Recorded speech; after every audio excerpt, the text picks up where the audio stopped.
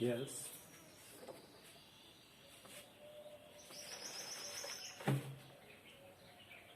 Good morning student, how are you all?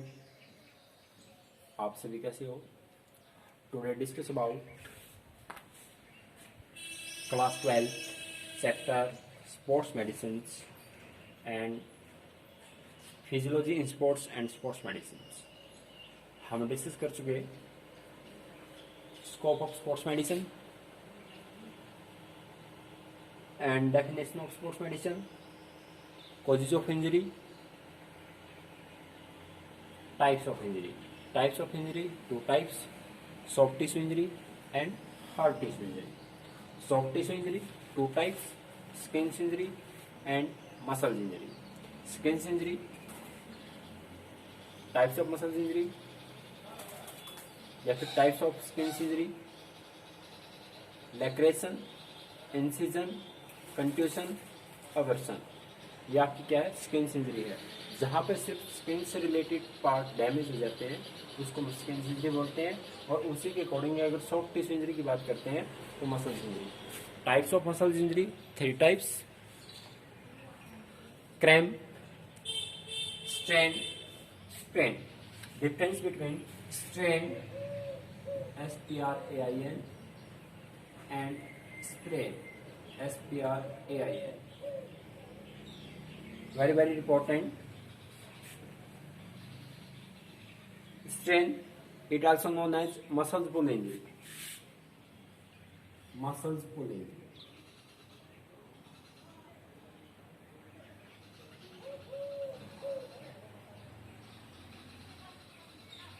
Muscle pull injury. So sprain is ligament injury.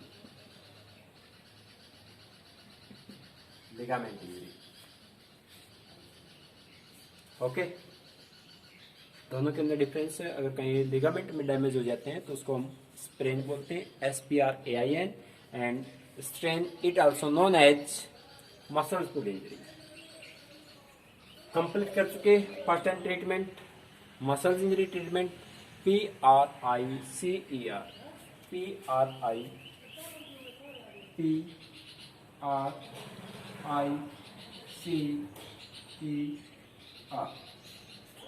T protection, R rest, I ice pack, C compression, E elevation and R rehabilitation। ये आपका muscle treatment है PRICER। चलिए अब बात करेंगे heart tissue injury. Types of injury, 2 types: heart tissue injury and soft tissue injury. Hard tissue injury जहां पर mean अगर किसी भी स्पोर्ट्स पर्सन को हार्ट टिश्यू इंजरी हो जाती है वहां पर मीन उसके हैंडीकैप के भी चांसेस हो सकते हैं, या फिर मीन एम्पायरमेंट भी हो सकती है, डिसेबिलिटी हो सकती है। डिसेबिलिटी मीन कोई भी पार्ट बॉडी का काम ना करे तो उसके कारण क्या है? डिसेबिलिटी या हैंडीकैप होने के चांसेस हो सकते हैं। चलिए बात करते हैं management of hard tissue injury या फिर बोन इंजरी। मैनेजमेंट, क्या मैनेजमेंट है या फिर उसके स्टेप्स क्या हैं? बोन इंजरी या फिर हार्ट टिश्यू इंजरी। चलिए बना रहिए वीडियो के साथ, पूर्ण रूप से कंसंट्रेशन के साथ। Bone injury, BON। Bone injury is serious injury. Mean एक प्रकार की ये सीरियस इंजरी है। सीरियस इंजरी क्यों बोलते हैं? मीन हो सकता है जहां पर इंजर्ड पार्ट है वो डिसेबिलिटी का कारण बन सकती है, किसी न किसी प्रकार की डिसेबिलिटी हो सकती है। Bone injury is a serious injury and it is very painful. और इसके अंदर क्या है? जो पेन होता है वो बहुत ज्यादा होता है, वेरी पेनफुल होता है। अगर किसी भी बॉडी पार्ट की अगर बोन फ्रैक्चर की बात करते हैं तो उसके अंदर क्या होता है? मीन कहीं भी अगर फ्रैक्चर होने के बाद वो बोन अपने स्थान से दूसरे स्थान पर या मूवमेंट होती है उसके अंदर, तो बहुत ज्यादा पेन होता है उसके अंदर। If bone injury is not handled properly it may be lead of permanent disability. अगर किसी प्रकार की उसको हैंडल नहीं किया जा सकता उसको हैंडल नहीं करते या एक्सपर्ट डॉक्टर को नहीं दिखा सकते हम, अगर नहीं दिखा पाए सॉरी, तो उसके अंदर क्या है, परमानेंट डिसेबिलिटी हो सकती है। मार्केट को भी यही बताना था क्या, परमानेंट डिसेबिलिटी के चांसेस हो सकते हैं या फिर एक परमानेंट हैंडीकैप हो सकते हो। तो मीन इस जो आपकी हार्ट डिसीज है इसको हमें किसी भी प्रकार से इग्नोर नहीं करना चाहिए और एक एक्सपर्ट डॉक्टर से इसको चेकअप करवा सकते हैं। दस be handled by the an expert doctor. Expert doctor mean जहाँ पर उसको उस फ्रैक्चर से रिलेटेड या फिर जहाँ पर हड्डियों का डॉक्टर होता है उससे हम उसका ट्रीटमेंट करवा सकते हैं, expert doctor. Bone injury can be classified of dislocation and fracture. जो बोन इंजरी है या फिर सीरियस इंजरी है उसको क्लासिफाई किया है या फिर दो पार्ट में डिवाइड किया गया है, dislocation and fracture.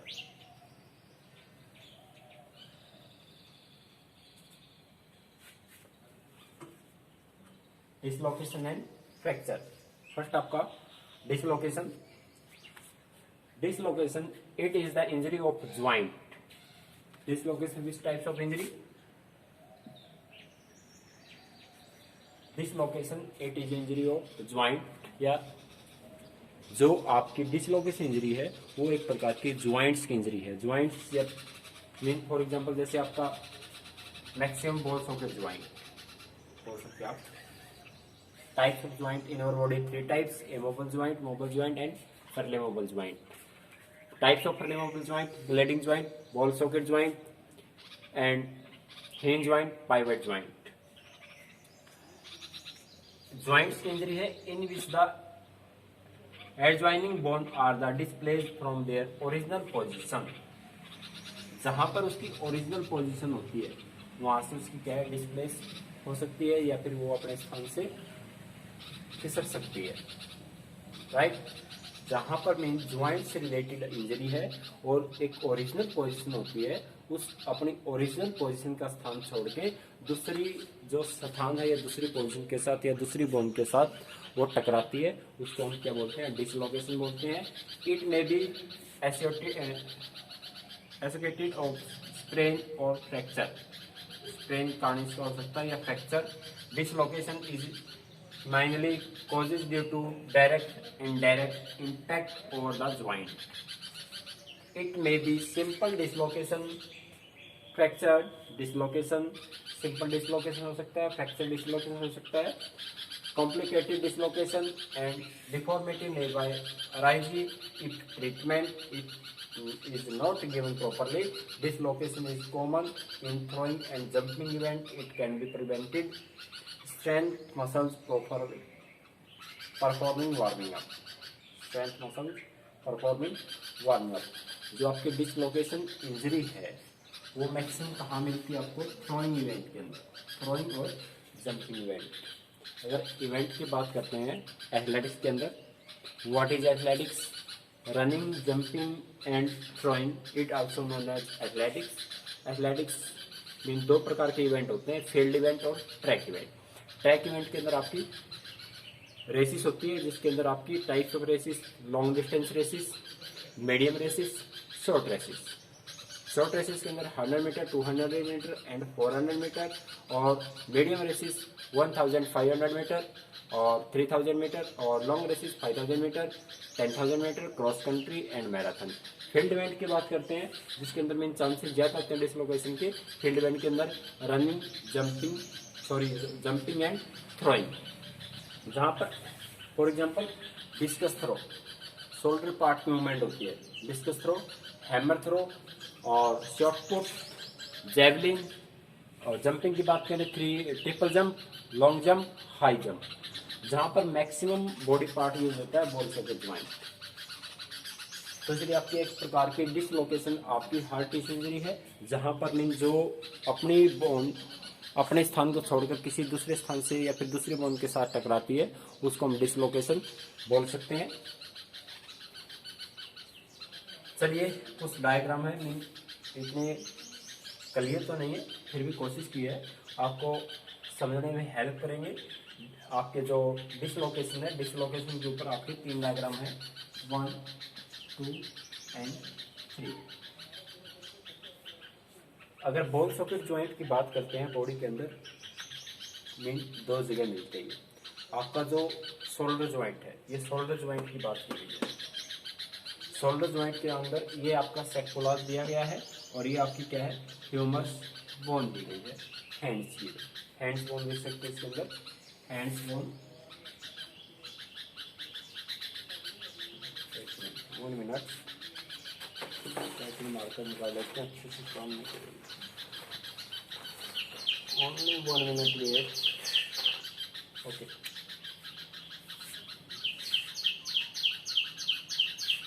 Hands bone,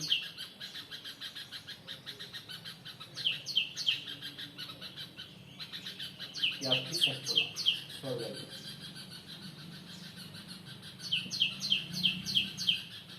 अब अपने पास 3 डायग्राम है, इनको अच्छे से समझेंगे। जो फर्स्ट पोजीशन है, राइट, फर्स्ट पोजीशन है, ये नॉर्मल एनाटॉमी, आपकी नॉर्मल पोजीशन है, जैसे अपनी पुरानी अवस्था, या बोल सकते हैं एज इट इज करेक्ट है। जो फर्स्ट पोजीशन नॉर्मल पोजीशन है। अगर नॉर्मल पोजीशन की बात करते हैं अपने पास, mean bone socket joint, bone socket joint के अंदर मीन एक आपका क्या है, सॉकेट का काम करता है कैप, और बॉल का काम करता है आपका पेन। अगर फॉर एग्जांपल अगर इसके अंदर मूवमेंट होती है, ये बॉल सॉकेट ज्वाइंट है, राइट, तो ये करेक्ट है, इसके अंदर बिल्कुल प्रॉपर है। ये आपका कैप है जो सॉकेट का काम करती है, राइट। और जो पेन है आपका, वो आपका मीन हैंड्स बोन में काम करता है। इसके अंदर किसी भी प्रकार की मूवमेंट हो सकती है, mean flexion, upward position, extension, abduction या फिर सर्कमडक्शन। ये टाइप्स ऑफ मूवमेंट है। बायोमैकेनिक्स इन स्पोर्ट्स के अंदर करेंगे types of movement. Flexion mean upward position, it also known as flexion position, and downward position, it also known as extension position. First position आपकी normal position है, किसी भी प्रकार की इंजरी नहीं है। लेकिन जो सेकंड पोजीशन है, मीन किस प्रकार से मीन ज्वाइंट्स के अंदर इंजरी हो सकती है। Dislocation, anterior dislocation, anterior dislocation. Anterior आपका फ्रंट का पार्ट होता है, आगे का पार्ट होता है। मीन अगर मसल्स की बात करते हैं, शोल्डर मसल्स की बात करेंगे हम, अगर शोल्डर पार्ट की बात करें हम, तो इसके अंदर आपकी एंटीरियर डेल्टल मसल्स, पोस्टीरियर डेल्टल मसल्स। तो आपका एंटीरियर फ्रंट का पार्ट है। अगर एंटीरियर डिसलोकेशन है, शोल्डर जॉइंट कंप्लीट है, ये एंटीरियर डिसलोकेशन के अंदर क्या होगा, मीन जहां पर बोन सॉकेट ये जगह है, इधर से बाहर खिसक जाएगी और थोड़ा सा नीचे आ जाएगी, नीचे डाउनवर्ड पोजीशन, एंटीरियर बाहर की तरफ निकल जाएगी, जिसको बोलते हैं एंटीरियर डिसलोकेशन इंजरी। क्या बोलेंगे, एंटीरियर डिसलोकेशन इंजरी। और पोस्टीरियर डिसलोकेशन के अंदर क्या होगा, जहां पर मीन शोल्डर के पीछे चली जाती है ह्यूमरस बोन, ये ह्यूमरस बोन आपकी hands bone, humerus humerus humerus के अंदर जो हैंड्स बोन है वो पीछे की तरफ निकल जाती है। और सेक्पुला मीन आपका ये फिक्स पार्ट है, ओरिजिनल पोजीशन है। ओरिजिनल पोजीशन की आपकी मीन बैक साइड चली जाती है, तो जिसके अंदर बोलते हैं हम पोस्टीरियर डिसलोकेशन। अगर बोन मीन सेक्पुला के पीछे की तरफ निकल जाती है तो क्या बोलेंगे, पोस्टीरियर डिसलोकेशन। अगर सेक्पुला से आगे आ जाती है तो एंटीरियर डिसलोकेशन। तो आपके कंप्लीट क्या है, ये 3 डायग्राम है, जिसके अंदर आपका क्या है, normal position, anterior dislocation and posterior dislocation. तो कंप्लीट हम डिस्कस कर चुके हैं। Heart tissue injury, first part dislocation, second part fracture.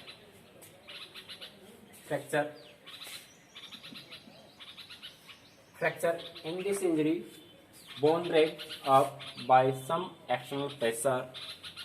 Mean injury आपकी क्या है, किसी भी एक्सटर्नल फोर्स के कारण या फिर एक्सटर्नल प्रेशर के कारण बोन ब्रोक या ब्रोकन या फिर डैमेज हो जाती है, उसको क्या बोलते हैं, फ्रैक्चर बोलते हैं।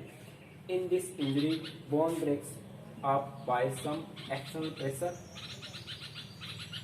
There may be slight break और complete break fracture may be simple, complicated, incomplete, or wrong treatment, or fracture is very dangerous, thus will be handled by an expert. First aid step are stop bleeding, or restrict of further movement of that part of further take of victims. Mean जो fracture है वो आपकी क्या है कि second part है heart tissue injury का। Fracture आप किसी भी एक्सटर्नल फोर्स के कारण या मीन डिफरेंट प्रकार के फ्रैक्चर होने के चांसेस हो सकते हैं, वो आपकी एक्सटर्नल फोर्स के ऊपर डिपेंड करता है या फिर इंजरी किस प्रकार की है। एक बार फिर चेक कर लेते हैं। जो फ्रैक्चर है वो आपका क्या है, हार्ट टिश्यू के अंदर आता है, किसी भी एक्सटर्नल फोर्स के कारण फ्रैक्चर हो सकता है। वो आपका कंप्लीट भी हो सकता है, इनकम्प्लीट भी हो सकता है, या फिर सिंपल फ्रैक्चर भी हो सकते हैं। और फर्स्ट एड की बात करते हैं तो फर्स्ट एड अगर बात करें हम तो सबसे पहले क्या, are not stop bleeding and restrict of other the movement. अगर किसी भी प्रकार की अगर डिसलोकेशन या फ्रैक्चर के अंदर अगर एक्सटर्नल ब्लीडिंग है तो सबसे पहले उसको रोकने का काम करेंगे। और सेकंड, अगर किसी भी बॉडी पार्ट के अंदर, वो इंजर पार्ट के अंदर अगर बोन टूट जाती है तो उसकी मीन उसको एक जगह या फिर एक स्थान पर उसको फिक्स रखेंगे, किसी भी प्रकार की मूवमेंट प्रोवाइड नहीं करवाएंगे। जितनी बॉडी के अंदर या जिस इंजर पार्ट के अंदर मूवमेंट होती है उसी के अंदर उसके अंदर क्या है, पेन भी ज्यादा मिलेगा या फिर पेन ज्यादा होगा।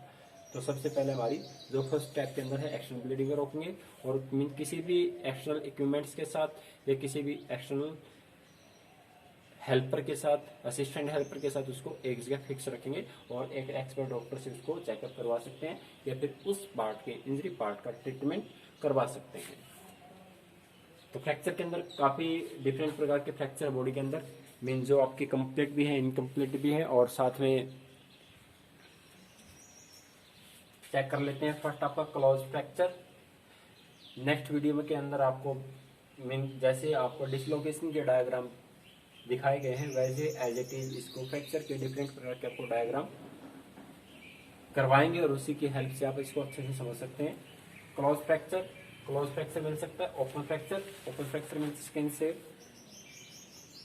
बाहर आ जाती है अगर हड्डी तो उसको हम ओपन फ्रैक्चर बोलते हैं। Close fracture, in this fracture this broken bones remains of inside and covering of skins, there is no open cut over the skins। Mean जो आपका क्लोज फ्रैक्चर है और स्किन्स के अंदर ही है, किसी प्रकार की स्किन्स के ऊपर कट नहीं लगता और किसी प्रकार की एक्सटर्नल ब्लीडिंग नहीं होती, और साथ में मीन स्किन्स उसको पूरी तरह से कवर करती है। Close fracture, open fracture. In this fracture, the broken of remain of. In this fracture, there is a cut off over the skins of sharp edge of broken bones of external object along with broken bones of bones। किसी भी external force के कारण अगर हड्डी टूट जाती है और स्किन से बाहर दिखाई देती है तो उसको क्या बोलेंगे, ओपन फ्रैक्चर बोलते हैं। Complete fracture, when bone totally break down into two piece.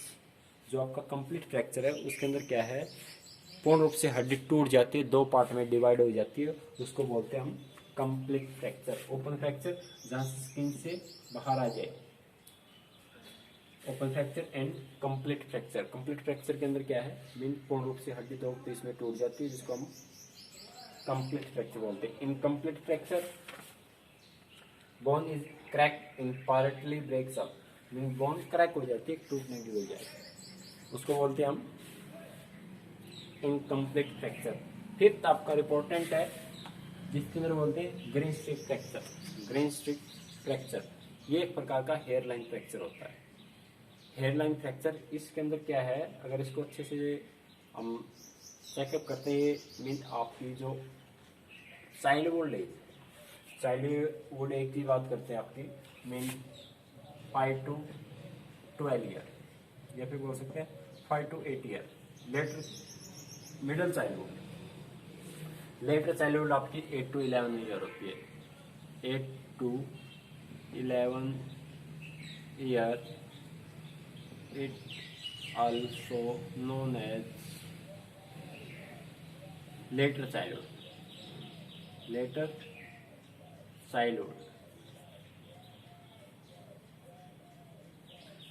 Letter childhood. और जो 5 to 8 ईयर है उसको बोलते हैं middle childhood.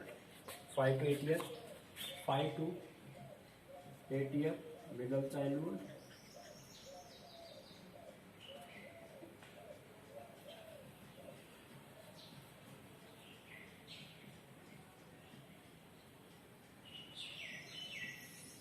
Childhood, middle childhood.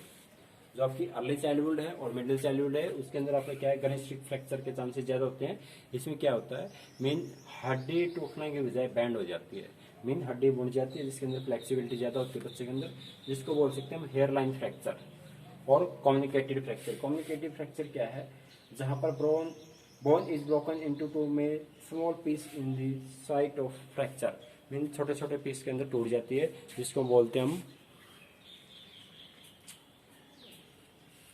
Communicative fracture. चलिए एक बार फिर चेक कर लेते हैं। Management of hard tissue injury, hard tissue injury it also known as bone injury. Bone injury is a serious injury, it is a very painful, और अगर इसको अच्छे रूप से हैंडल नहीं किया जा सकता तो एक परमानेंट डिसेबिलिटी का कारण भी बन सकती है। अगर फर्स्ट आपकी